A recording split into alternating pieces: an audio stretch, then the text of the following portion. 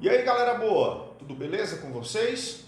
Neste encontro, nesta aula de número 6, nós vamos trabalhar as situações que levam à nota zero, coisas das quais você deve fugir completamente. Fica comigo para entender o que pode te dar a nota zero na redação.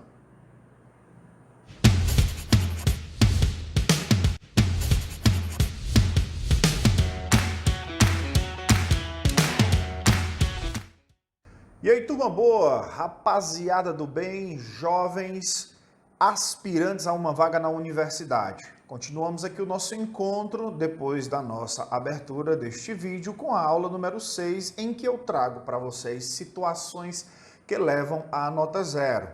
Como eu havia dito, são condições a que você tem que fugir, se distanciar, né? Para que não corra o risco de, por um detalhe insignificante, você tem a sua redação completamente anulada e desconsiderada para a correção. Tudo bem? Esse tipo de pecado eu tenho certeza que vocês não vão cometer, mas é muito interessante que conheçamos o que faz um candidato ganhar a nota zero. Dentre tantos milhões de inscritos num vestibular muito poderoso, muito grande como é o Enem, existem milhares de candidatos que também alcançam a nota zero, infelizmente por pura irresponsabilidade ou por descuido.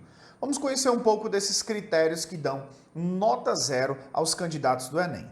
O que te leva à nota zero? Vamos lá. Quando você se inscreve no Exame Nacional do Ensino Médio, você tem um aparato de informações a que deve estar bastante atento para se apropriar dessas informações. Um dos aparatos, um dos recursos de leitura que você tem é a própria prova de redação do Enem dos anos anteriores. Lá nas redações do Enem dos anos passados, você pode observar que há esclarecimentos sobre o que lhe dá a nota zero. Lá tem dizendo, né? Além disso, o edital do Enem também, quando eles lançam o edital para abertura de inscrições com datas de provas e etc., também especifica as condições que dão nota zero aos candidatos. Além do edital e da própria prova de redação, você tem ao seu favor a cartilha do participante, tá bom? Você tem ao seu favor a cartilha do participante e nessa cartilha há outras especificações também em que você pode encontrar as condições que dão nota 1000 aos candidatos. Beleza? Aqui eu quero mostrar a vocês algumas dessas condições e vocês vão acompanhar comigo esse passo a passo. Primeira delas, galera, se liga só. Fuga total ao tema. Esse nome total, ele é importante para que você entenda que você só ganha nota zero se fugir totalmente ao tema. Pediu para escrever sobre doenças mentais, você escreveu sobre Copa do Mundo, uma fuga absurda ao tema, não tem nenhuma relação com o recorte temático daquele ano, daquela proposta, é nota zero. Fugir parcialmente ao tema, manter-se dentro de alguma especificação que o tema quer, é tangenciamento, mas não é fuga, tudo bem?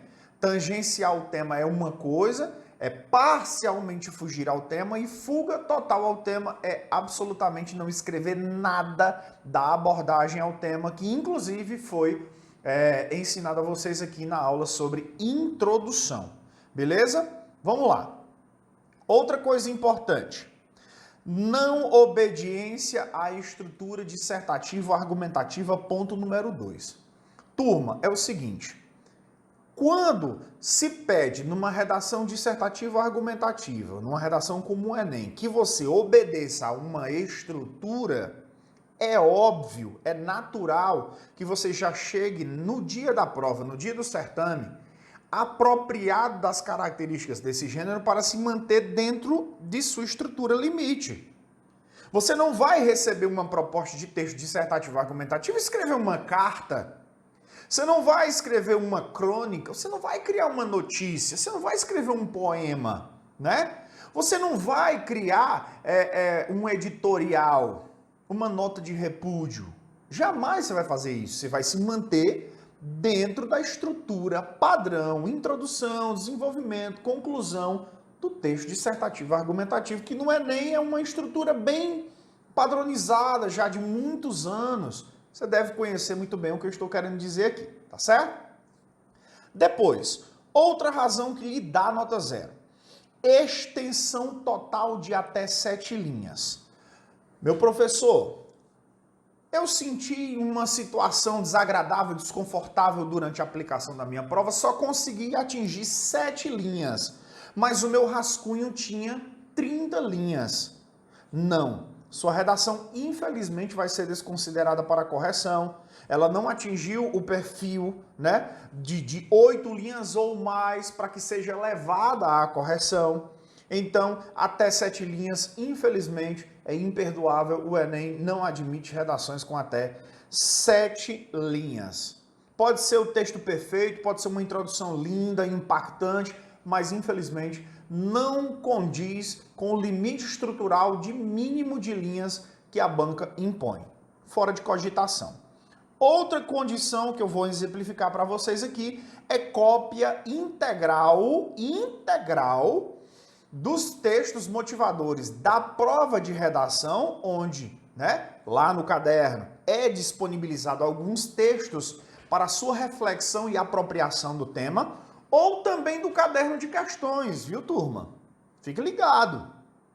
Junto com a prova de redação, você vai resolver uma prova de linguagens, códigos e suas tecnologias, ciências humanas e suas tecnologias. Há um conjunto amplo, gigante, vasto de informações. Posso tirar essas informações dos cadernos de questão e trazer para a minha prova? Não, você não pode fazer isso. Você não pode copiar integralmente essas informações. E aí na sua casa você deve estar se perguntando, professor, eu posso modificar essa informação? Essa não é uma atitude louvável. Por quê? Porque o que o Enem espera, o que um examinador do Enem espera é que você traga uma novidade, uma referência interessante, algo que esteja fora do quadrado, do retângulo daquele caderno de provas. Traga autoria, novidades. Fuja do que está ali dentro, para não correr o risco de você copiar integralmente, literalmente, ao pé da letra, as informações de lá para cá, para a sua prova e, infelizmente, ser submetido a uma nota 0. Tudo bem? Eu vou seguir adiante com mais alguns detalhes que levam a sua redação a nota 0. Essa aula é aquela que você vai ter que fugir completamente dela. Vamos lá. Professor, impropérios. O Enem usa muito esse nome. Impropérios. Se eu tecer aqui um comentário ridicularizando os meus corretores, é um impropério. É nota 0.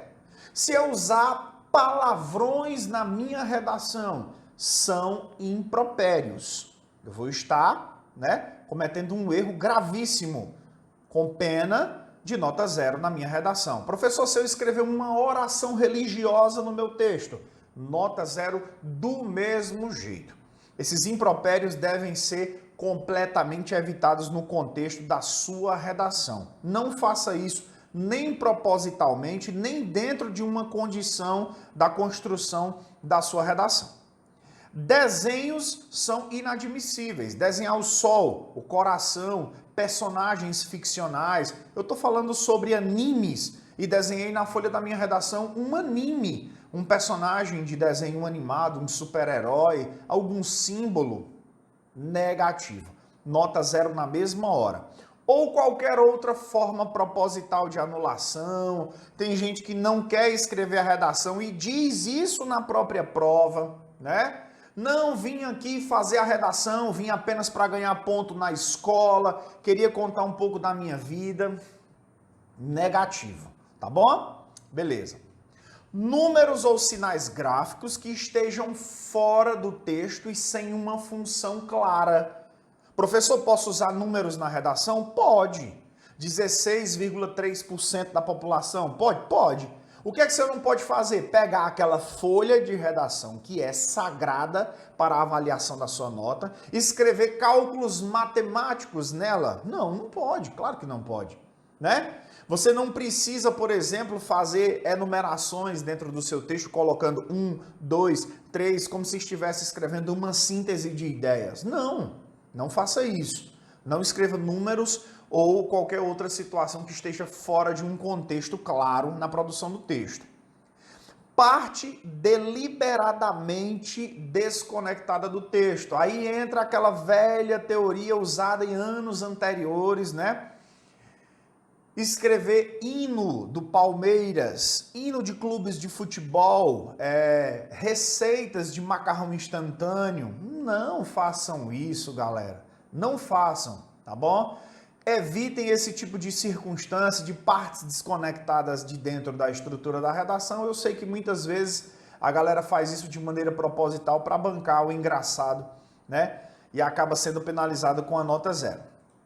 Por fim, assinatura. Em hipótese nenhuma você vai escrever o seu nome ou um pseudônimo dentro da amarração do texto, dentro do quadrado onde a redação será fotografada e enviada aos seus corretores. Não escreva.